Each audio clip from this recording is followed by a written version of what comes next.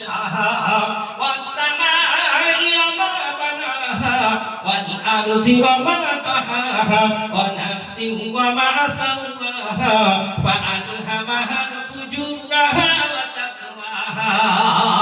আল্লাহ পাক সাতখানা কসম খেয়ে বোঝাচ্ছে দেখুন আচ্ছা বলুন আল্লাহ যদি কসম না খেত তাহলে আমরা বিশ্বাস করতাম না কোরআনের কথা এই বিশ্বাস করতাম না আল্লাহ কসম নাই বা খেলো তাহলে কোরআনের কথা বিশ্বাস করতাম না করতাম মানুষ কসম কখন খায় বলে আল্লাহর কসম খোদার কসম তোর মাতার কসম আমার মা বোনেরা মাঝে মাঝে বলে মা খাতির কসম বলে না কসম